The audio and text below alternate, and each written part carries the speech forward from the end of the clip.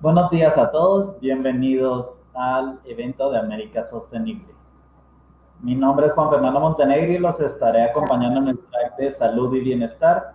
En unos minutos empezaremos con esta charla. Para empezar, quisiera agradecer a nuestros patrocinadores y alianzas que hicieron posible este evento. Por otro lado, al lado derecho de su pantalla pueden encontrar el panel de comunicación. Si apachan clic en la pestaña de sesión, podrán escribir en el chat cualquier duda o comentario, las cuales leeremos al final cuando ya lleguemos a la parte de dudas.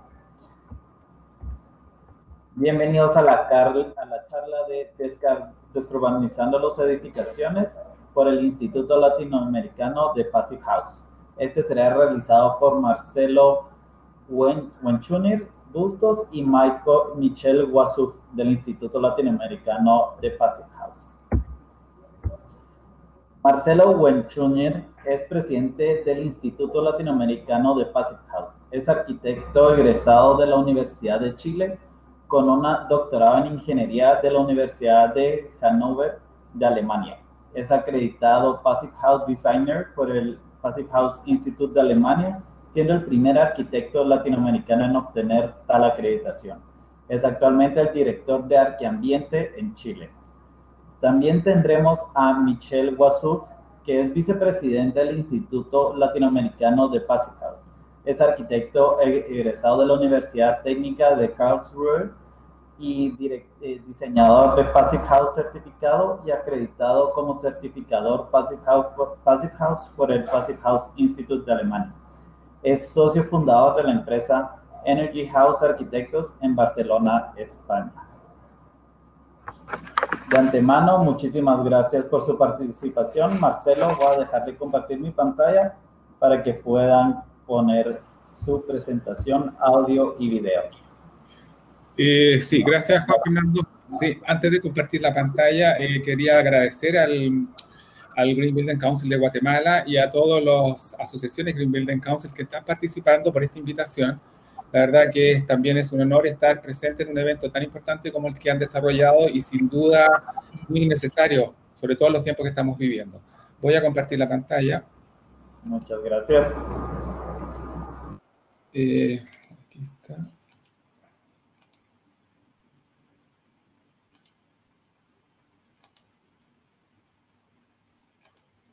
Ya, ahí sí, parece que se ve. Bueno, la presentación tiene por título Descarbonizando la edificación en Latinoamérica, y esto nace, en realidad está en sintonía con el Instituto Latinoamericano Passive House, por lo cual quiero presentar brevemente qué estamos haciendo en torno a este tema, quiénes somos, y en una segunda fase quiero explicar brevemente los principios del Passive House que nos llevan a esta descarbonización, para luego terminar con la segunda parte con Michelle Wasuf, quien les va a hablar del tema salud en Passive House a través de un caso de aplicación, ¿ya?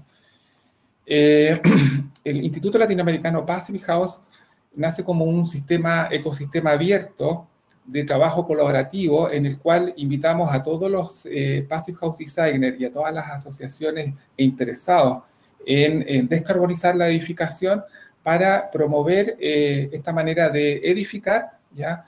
Apoyándonos con el estándar Passive House, ¿ya? Que voy a explicar enseguida. ¿Qué estamos buscando en definitiva? Promover la calidad de vida en nuestros edificios con edificios saludables y la eficiencia energética. Hoy en Chile, bueno, estamos trabajando ya hace 10 años, pero por esta constelación de hechos donde cada día hay más interesados con el estándar de alta eficiencia energética Passive House, hace ya un año, un poco más de un año, fundamos con otros expertos Passive House en Latinoamérica el Instituto Latinoamericano Passive House, precisamente para unir fuerzas y apoyar al resto de nuestros colegas en Latinoamérica de manera de acelerar ya esta necesidad de los edificios eficientes y descarbonizados. Aquí tenemos a Michelle Wasuf, quien ya fue presentado, ¿cierto? Que tiene mucha experiencia en España y también acá en Latinoamérica. Pedro Reina, que es Passive House Designer en Argentina, y Juan Manuel Vázquez, ingeniero agrónomo, que también es Passive House Designer en Argentina. Bueno, estas 4 personas que he nombrado, ahí estoy yo, somos como la piedra fundadora, el directorio, pero también quiero mencionar aquí, en esta trayectoria hemos tenido muchos países, voy a nombrar algunos, acá tenemos Argentina, Colombia, República Dominicana, Costa Rica, Argentina, y de Guatemala quiero saludar especialmente aquí, por supuesto, a los dueños de casa, ¿no? Nuria Bittman, Passive House Tradesperson, que vive en Barcelona, María José Avendaño, secretaria del Ambiente en Guatemala, Pamela Castellón y Andrés Prera, ambos miembros también del Guatemala Green Building Council. Y contarles también que hemos hecho convenios de colaboración, hablando de Guatemala, con la Universidad de Marroquín y la Universidad Rafael Landívar. Esta propuesta de descarbonizar, como dije anteriormente, prácticamente nos ha llevado a estar en contacto y en sintonía con todos los con la mayoría de los Green Building Council en Latinoamérica y con distintas instituciones y también con profesionales de prácticamente los 19 países de Latinoamérica y el Caribe. Ya estamos prontos a conseguir los 19. ¿Qué es el Passive House? ¿Ya? El Passive House viene de la palabra casa pasiva, que se refiere a, originalmente, en el sentido original de la palabra, como a acondicionar un edificio de la manera más natural posible, entendiendo su orientación, su forma, para lograr ese confort interior, ¿ya? Pero el estándar Passive House como sistema de certificación surgió en los años 90 con un físico de la construcción, el Dr. Feist, quien fundó el Instituto Passive House en esa época para precisamente demostrar que era posible desarrollar edificios que ahorraran una gran cantidad de energía. Y estamos hablando de edificios que prácticamente ahorran un 75% de energía si hablamos de calefacción con respecto a otros. Y por supuesto, esto nos puede llevar luego a una energía primaria donde podemos hablar de muchos más ahorros.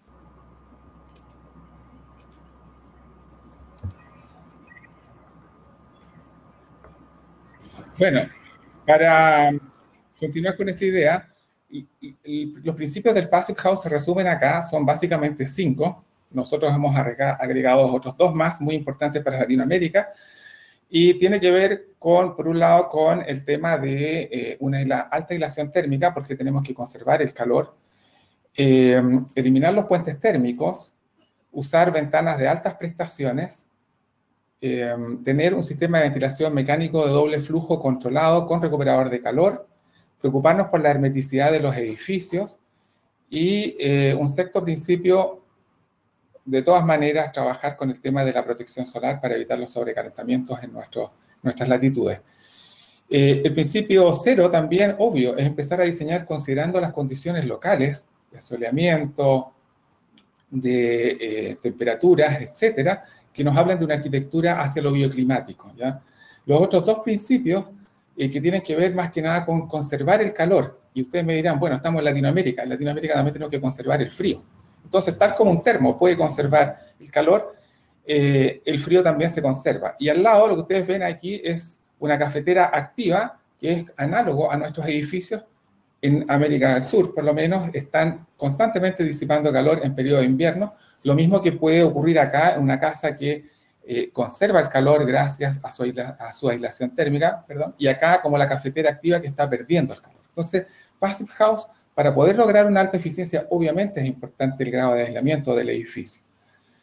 En relación a las ventanas, bueno, estas son importantes porque no solamente nos brindan a nosotros iluminación, sino que también ganancias solares pasivas, y también pueden ser en grandes periodos de verano nuestros enemigos en temas de sobrecalentamiento de los edificios. Por lo tanto, las ventanas tienen que ver con un tema de temperatura superficial, de ganancia solar pasiva y de vista al exterior, ¿ya? No me quiero detener en este principio, entendiendo la idea de la conferencia que va más allá, bienestar, salud y también descarbonizando la arquitectura, quiero ir un poco más allá de esos elementos.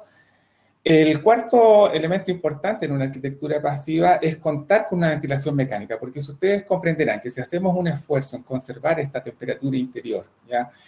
Y vamos a permitirnos abrir ventanas de vez en cuando, vamos a perder todo el confort o vamos a ingresar mucho aire frío o mucho aire caliente, y esto va en detrimento de esa temperatura constante o de rango constante que estamos buscando.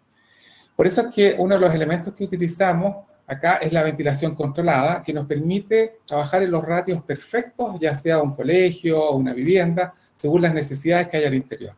Pero lo inteligente de esto, si lo comparamos con un sistema respiratorio, es que tenemos nosotros un sistema en el cual podemos inyectar aire, filtrarlo, precalentarlo y luego entregarlo a los recintos.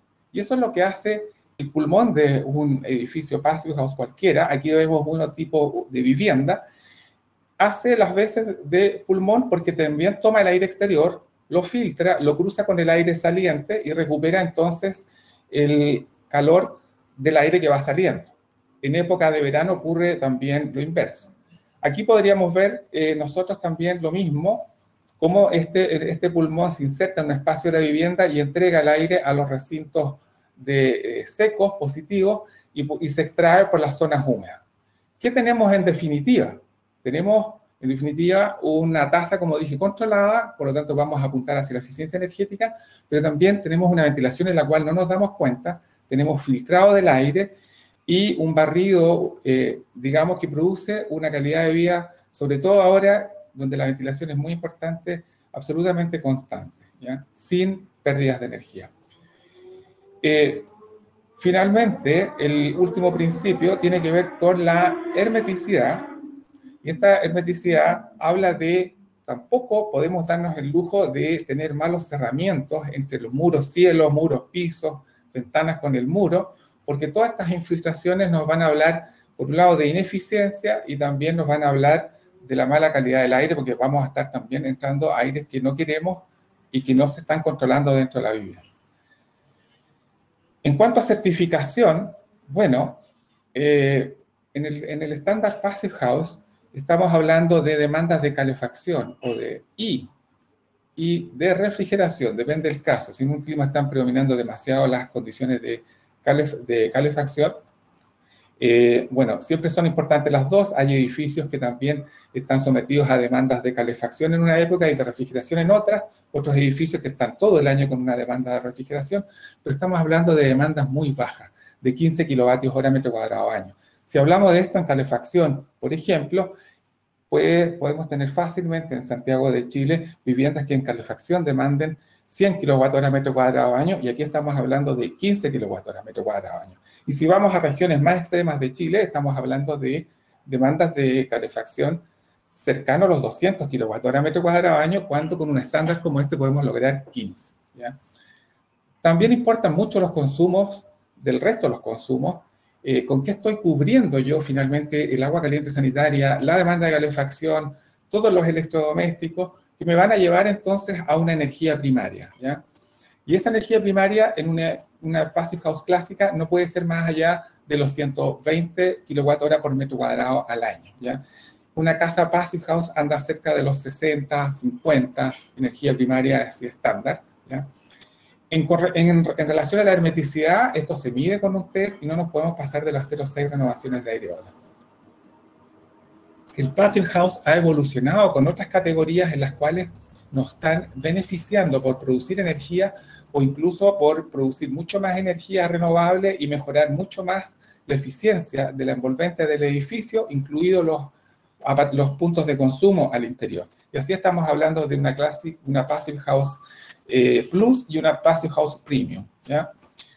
En temas de energía primaria, y esto es bien importante, si ustedes se fijan acá en la gráfica, para el caso de Alemania tenemos edificios del estándar, donde se ve la barra roja de demanda de calefacción, la azul de agua caliente sanitaria y todo el resto de electricidad, la amarilla.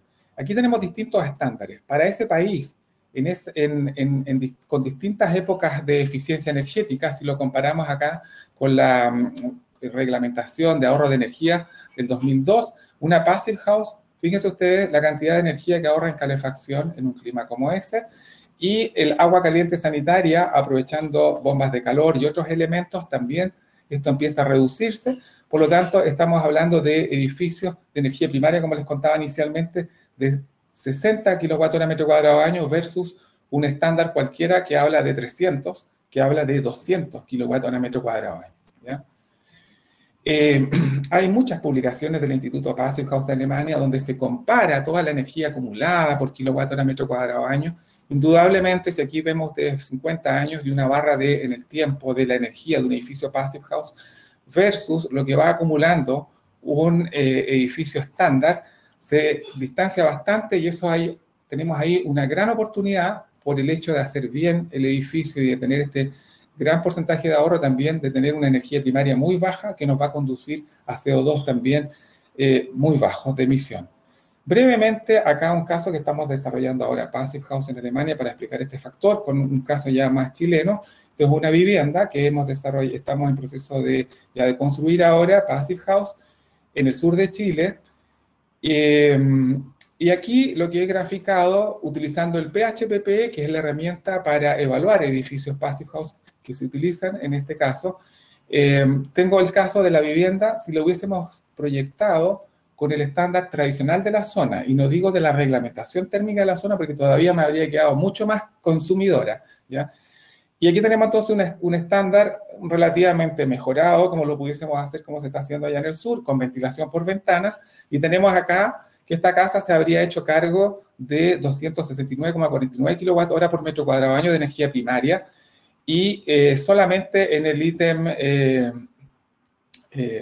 ítem calefacción se estaría haciendo cargo de tendría una demanda por diseño de 179. En cambio, la vivienda que nosotros estamos desarrollando acá no tiene 15, tiene 10, o sea, prácticamente 11 kWh metro cuadrado año de demanda de energía en calefacción. Y si al sistema lo cubrimos con un sistema de caldera a gas, tanto para agua caliente sanitaria y calefacción, nos está conduciendo a una energía primaria de 87,79 kWh metro cuadrado al año. Y mejor aún, si en este caso mantenemos la demanda, pero mejoramos todavía los equipos con bomba de calor, que es mucho más eficiente, nos va a conducir a una vivienda de 40,85 kWh metro cuadrado año. ¿Qué es lo que pasa entonces con el CO2 emitido? Si no hubiésemos tomado nosotros esta decisión, esta vivienda se hace responsable de prácticamente 12 toneladas de CO2 al año. Y si la hago Passive House, e incluso considerando una caldera a gas, la reduzco enormemente para llegar finalmente a una de alrededor de 1.600, aquí quiero que estamos hablando de 3.000 y tantos, 3 toneladas de CO2, y aquí estamos hablando de 1,5 toneladas de CO2 al año. Esas serían entonces las ventajas del Passive House, y es de esta manera operacional, en este caso, cómo el Passive House está contribuyendo a la descarbonización de las edificaciones. Y aquí estoy por llegar al final. Hay buenas noticias ahora. Siempre se ha dicho, bueno, el Passive House no está considerando la energía incorporada en los materiales, ¿ya? Y ahora se hizo un anuncio en la reciente conferencia internacional Passive House, en septiembre-octubre de este año, donde el Dr. Feist, del Instituto Passive House de Alemania, su fundador, anunció que ellos están ya haciendo los estudios para preocuparse de la energía incorporada de los materiales, y esto significa entonces propender hacia los materiales más naturales, por supuesto, ¿cierto? Y esto abre una gran oportunidad incluso para nuestros países en Latinoamérica, porque conversando con todos nuestros colegas y partners en el Instituto Latinoamericano Passive House, hemos visto la gran variedad de materiales locales que hay con muy poca energía incorporada, ¿ya? Y eso entonces habla de una riqueza, de una diversidad, y es algo que tenemos que potenciar, ¿ya? Finalmente, entonces, el PHPP, que como ustedes vieron, estaba evaluando demandas, estaba evaluando demandas de energía primaria, energía final, energía primaria, CO2 emitido, también va a considerar ahora en su evaluación el tema de la energía incorporada en los materiales y, por lo tanto, la captura de carbón que tienen estos materiales, ¿ya? Esto está en desarrollo y aquí, como dicen en la presentación, ya el tool estará como disponible en el periodo muy próximo, 2021-2022. Muchas gracias. Quiero dejar a Michelle ahora que a través de un ejemplo va a mostrar la importancia de la calidad del aire interior a través de un caso de un colegio en Barcelona. Gracias, Marcelo, para esta introducción al estándar Passive House, y voy a compartir pantalla. Entonces, a ver, compartir aplicación, y voy aquí a compartir esta pantalla. Vale. Bien, pues si entiendo que se me escucha bien, yo ahora estoy solo mirando mi presentación. Pues vamos a hacer un salto ahora de la teoría a la práctica, y voy a presentar un caso concreto de un Passive House aplicado para la rehabilitación. O sea, aquí se llama Enerfit, y es uno de los primeros edificios públicos en España donde se ha realizado una rehabilitación energética basándose en Enerfit, aplicando estas estrategias que explicó Marcelo Owen Jr. Aquí tuvimos la suerte de tener un ayuntamiento muy preocupado por la salud de los alumnos, también consciente de la relevancia también social de una rehabilitación en los colegios públicos, ¿no? Es un tema, me imagino que también es muy importante en Latinoamérica y en España también, pues hay un parque de colegios públicos bastante malas condiciones, incluso de edificios de colegios construidos de hace poco, o sea, de hace 10 años, que ya empiezan a tener patologías de confort, de altos consumos. De hecho, aquí aprovecho para también comentar que la plataforma de edificación Passive House española, la plataforma PEP, acaba de presentar un estudio que se realizó por esta asociación. A lo largo de un año se han monitorizado 36 colegios públicos en todo el país, y como resultado es un estudio que ustedes también pueden acceder por internet a este estudio. Se ha visto que el 84% del tiempo de uso de las aulas, en este 84% del tiempo no se dan las condiciones adecuadas para el confort y la salud de los alumnos, ¿no? Por lo tanto, pues estar consciente de la urgencia de actuación, no solo por la urgencia climática, sino también la mejora social en este ámbito. Entonces, aquí el ayuntamiento decidió hacer una monitorización para ver realmente cómo es el consumo real de este edificio y cómo está el confort en este edificio. Entonces, aquí la primera imagen vemos la monitorización antes de la reforma de lo que es la concentración de CO2 en partes por millón, y vemos los meses de enero hasta marzo, pues hay una bastante mala calidad del aire interior. O sea, prevalecen concentraciones, calidades de IDA 3, IDA 4, que es esta barra en azul sería un IDA 4 y la barra en naranja sería un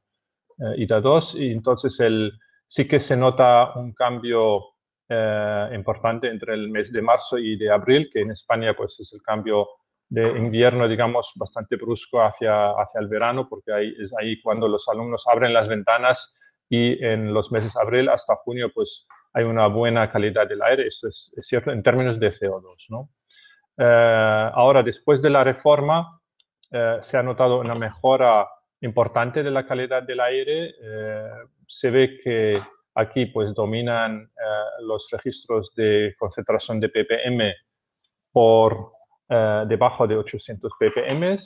La norma española pues exige que no estén por encima de 1000 ppm, con lo cual es cierto que hay pues algunos meses donde se han registrado concentraciones mayores de CO2. Esto es debido al hecho de que el ayuntamiento quiso aquí sobre todo reducir el consumo eléctrico y de calefacción del edificio, y por lo tanto pues ha priorizado reducir algo el caudal de ventilación para así también reducir la demanda de calefacción de este edificio y el consumo eléctrico de los ventiladores.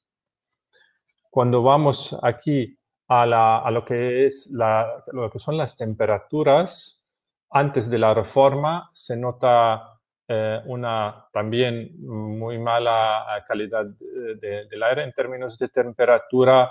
Tenemos el mes de enero más de 30% del tiempo de las horas lectivas por debajo de 20 grados, y en febrero, que este año, el año 2018, pues era un mes más frío, la concentración, pues digamos, la cantidad de horas fuera del rango de confort, pues ha sido del 80%, y en los meses de verano, pues sobre todo yendo hacia mayo y junio ha sido un mes donde el 70% de las horas lectivas los niños han estado en condiciones no conformes con la normativa de confort. Esta gráfica muestra de modo pues un poco más detallado el desarrollo de estas temperaturas. Arriba son los 3 meses de invierno, enero en azul y febrero, que ha sido en este año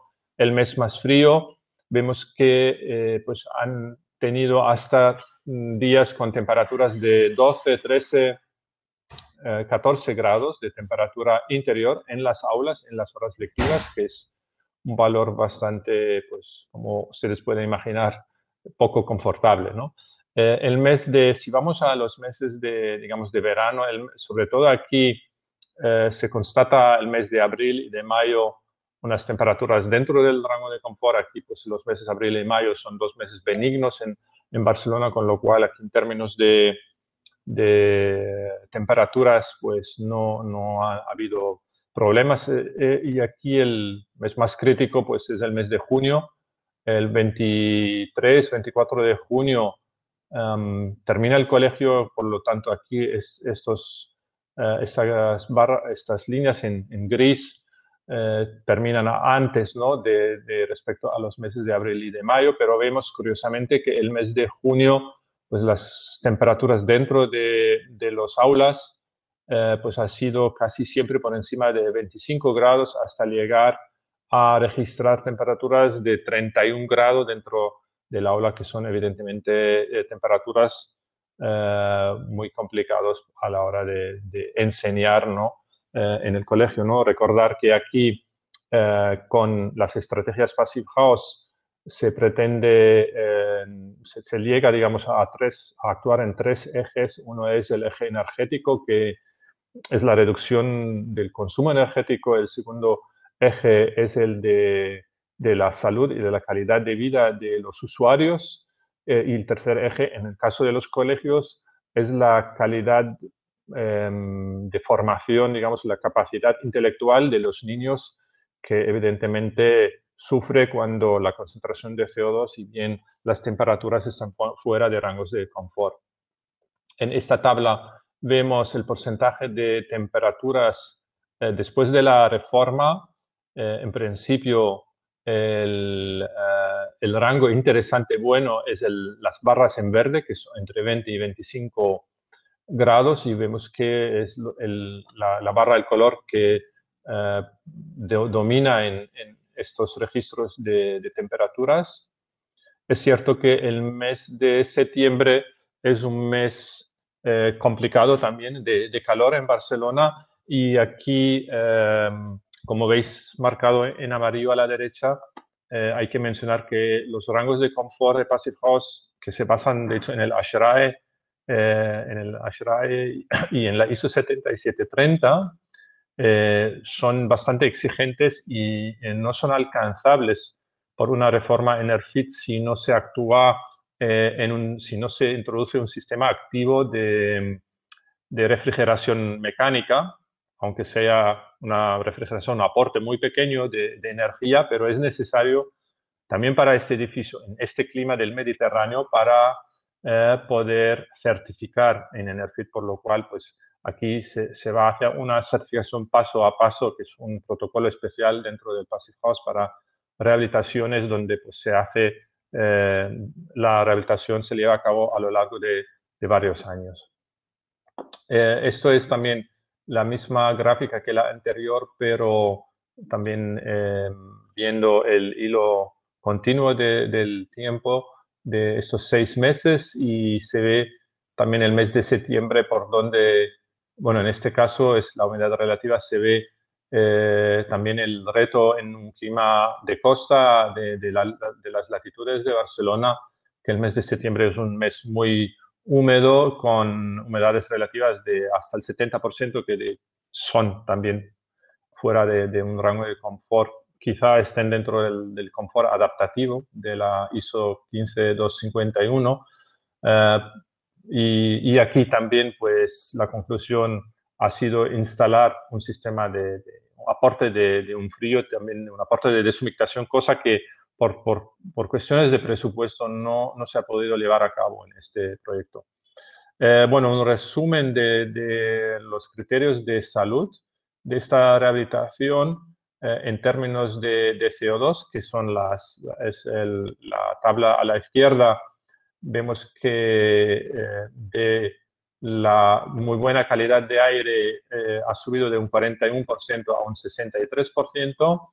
Luego, una baja calidad del aire ha bajado del 23% hacia 1%, ¿no? Un poco pues, para reflejar la mejora importante para el confort de los niños, ¿no?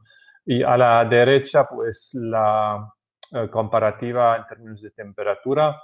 Aquí también el rango de confort es entre 20 y 25 grados, pues aquí ha subido del 54%, o sea, la mitad del tiempo hacia un 85%, o sea, estaban en principio 15% por fuera de este rango ideal de confort.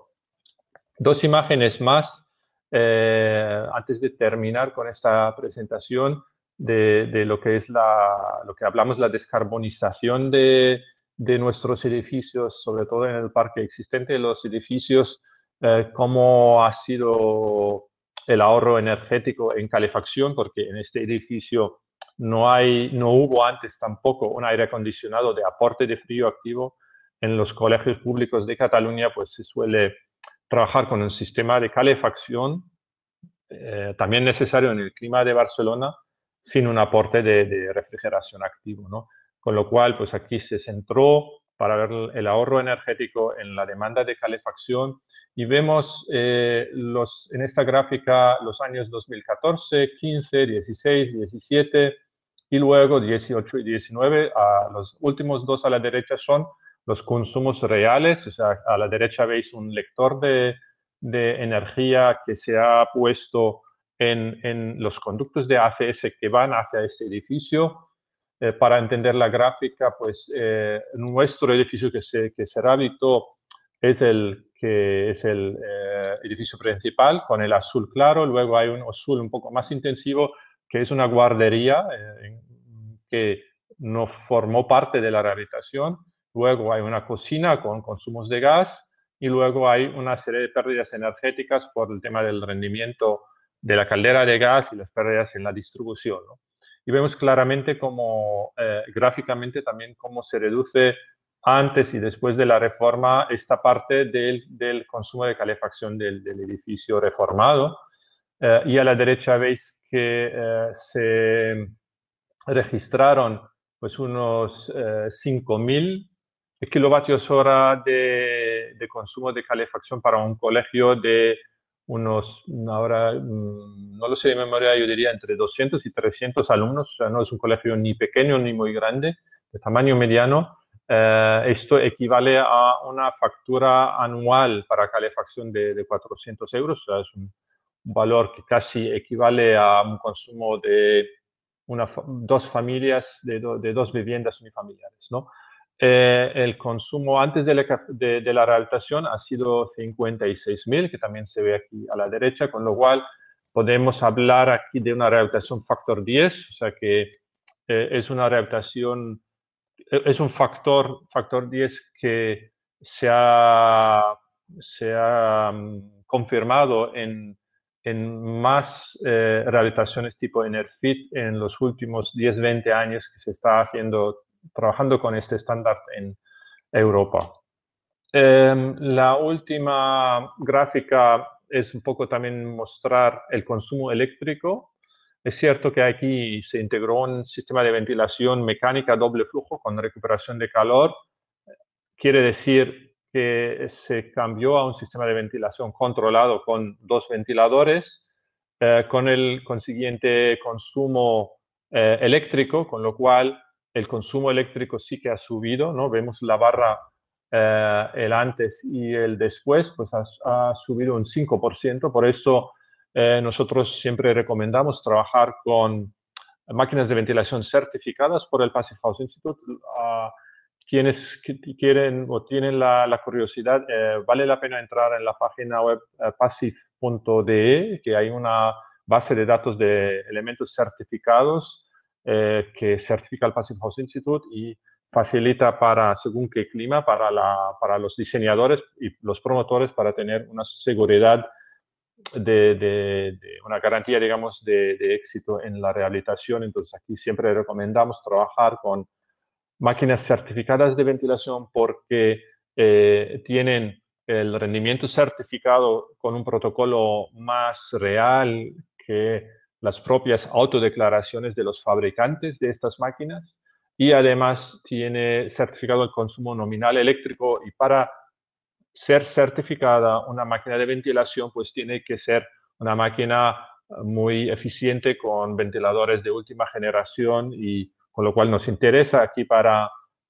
no tener un aumento excesivo en el consumo eléctrico en estas actuaciones. Hay que decir que aquí también cambiamos los fluorescentes existentes por lámparas LED, y esto es las 2 barras a la derecha. Entonces se ve aquí el ahorro eléctrico debido al cambio a LED, pero se le suma el consumo de ventilación, que es la barra en el centro, y con esto nos da este resultado, que son las 2 barras a la izquierda con un ligero aumento del consumo eléctrico. A pesar de esto, yo creo que para el ayuntamiento y sus compromisos de ahorro de CO2, es un ayuntamiento cerca de Barcelona, Viladecans, muy comprometido con la sustentabilidad. Lleva también a cabo otros proyectos europeos de investigación para hacer rehabilitaciones energéticas de barrio. Y con esto, bueno, sí, yo creo que combinando esta actuación con fotovoltaica, por ejemplo, se podría equiparar más en consumo eléctrico de los ventiladores mediante pues una generación de energías renovables. Y con esto, en principio, termino la presentación mía y, bueno, también la de Marcelo, y vuelvo al auditorio, dejo de compartir y en principio tenemos tiempo, entiendo, para la discusión. Sí, perfecto. Muchísimas gracias, Michelle y Marcelo. Excelente presentación, de verdad que increíble cómo el utilizar sistemas eficientes y eficientizar la arquitectura puede llegar a impactar de tal forma en utilizar menos recursos. Ahora, si quieren hacer preguntas, pueden poner las preguntas en el chat del lado derecho y con mucho gusto las responderemos.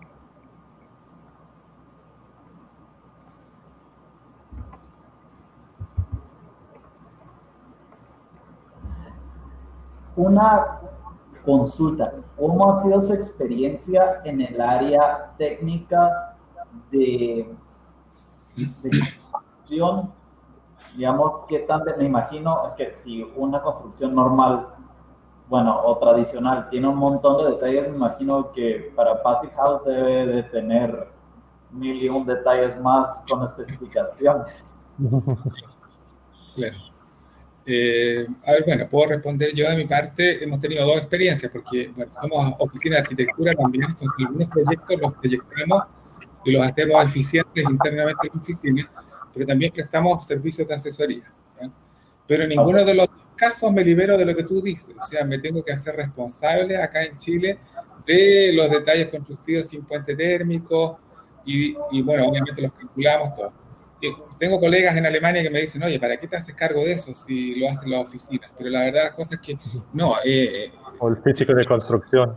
Lo hicimos una vez y nos dimos varias vueltas, era era más fácil si se cargaba uno de ellos. Es importante, entonces, la ingeniería de detalle al hueso. O sea, cada detalle está pensado que se puede ejecutar, que existen los materiales, y por otro lado que estamos cumpliendo, por ejemplo, con la eliminación de puentes térmicos.